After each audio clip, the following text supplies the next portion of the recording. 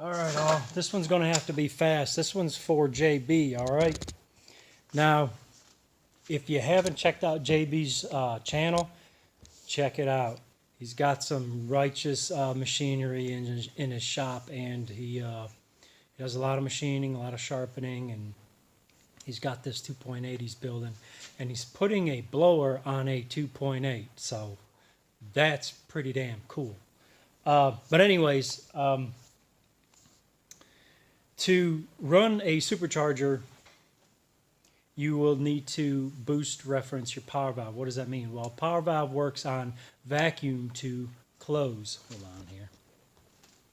So it works on vacuum to close. So when you go to set a carburetor on top of a supercharger or blower, roots type system, it has a constant vacuum, so it'll never open a power valve.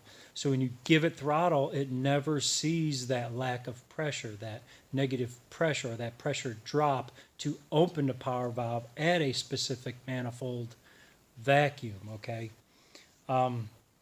So what do you need to do? Well,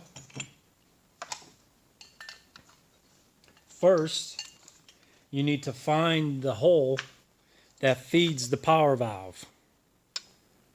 On this carburetor, it's right there. You need to block that off. I don't recommend JB Weld. What you need to do is you need to get these very, very tiny brass plugs. Make sure you Loctite that in there. And after you Loctite it, make sure you stake it in place. You do not want that going in your engine. And that was JB texting me right now. I'm working on it. Now, after you have that plugged, what you'll need to do is now the power valve isn't getting manifold signal. You need to get a manifold signal underneath the blower, okay? And you'll need to route that into the side of the carburetor. Yes, you will need to drill a hole in here. Be careful. You need to drill at an angle away from the venturi. Okay, it's just a slight angle. Very, very minimal. And you'll need to go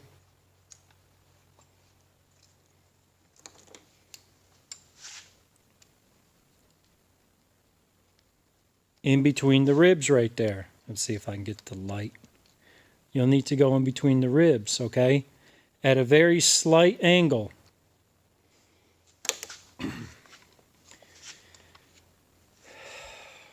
After you get the hole drilled, you'll need to press fit a brake line or thread it for NPT, for a barb fitting, however you seem fit to plumb under blower, would say underneath the blower.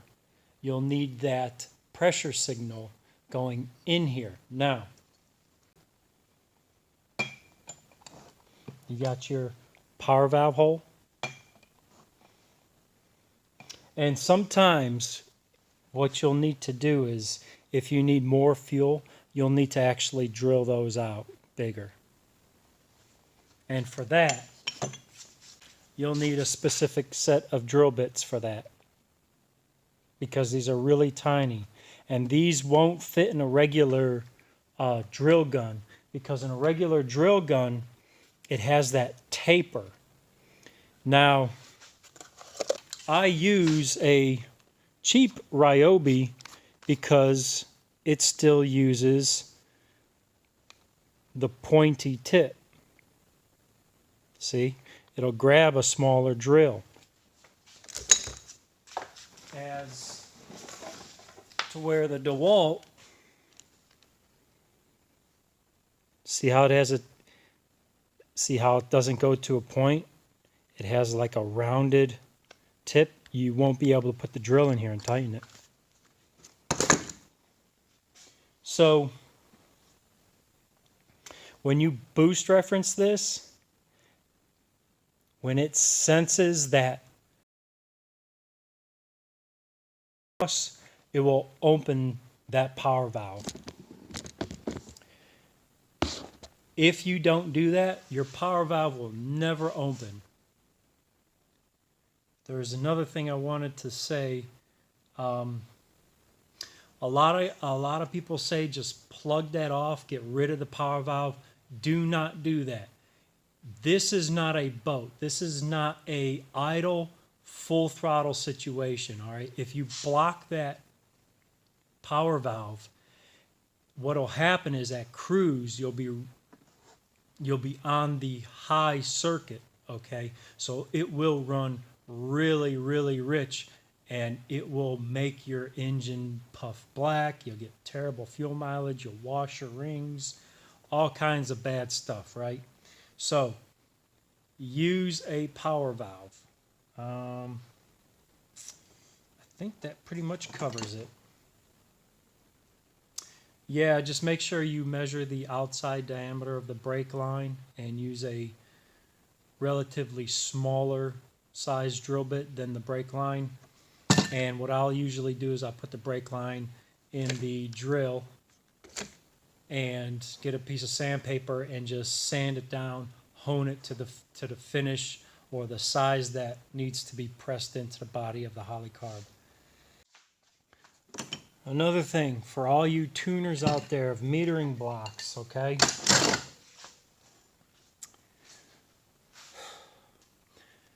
When you move, when you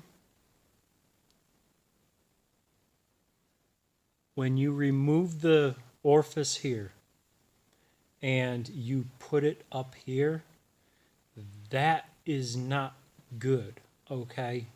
Unless you do want to aerate that much. When you move an orifice from the fuel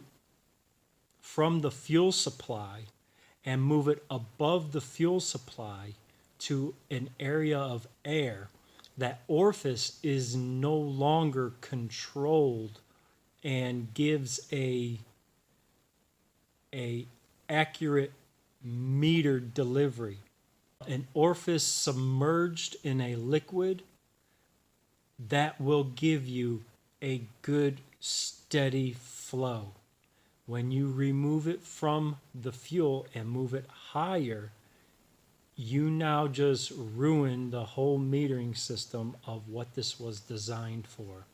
Okay, so you tuners out there that are moving it high, okay, I'm pretty sure Holley had more in their R&D in one day than you do on your bench in 10 years. What you think is good for a Holley carb. Stop moving them up there, okay? Keep them low in the fuel. The orifice works better when it's submerged. Now, if you're wondering what an emulsion tube does, okay, the emulsion tubes, if you pull them out of here and you just keep an open well, that carburetor, that air-fuel ratio will bounce up and down. It won't be a steady state. That emulsion tube helps it keep a steady state, okay? Yes, you can get rid of them. However, you will need more holes, not 5 or 4. You only actually need 3. Now, if your engine is that sensitive, you may end up using 4 different size jets by drilling and screwing in a plug and then just drilling different size orifices in the plug depending on how much air you want to bleed through. But those emulsion tubes help that steady state for that carburetor to maintain that air-fuel mixture longer throughout a given throttle input. So you can get rid of them. You will need to modify these. If you keep them in there, don't even mess with it. Of course, unless you need more fuel, then you may need to drill or block, make the hole smaller. But that's for a different video. All right. I hope that helps, and see you on the next one.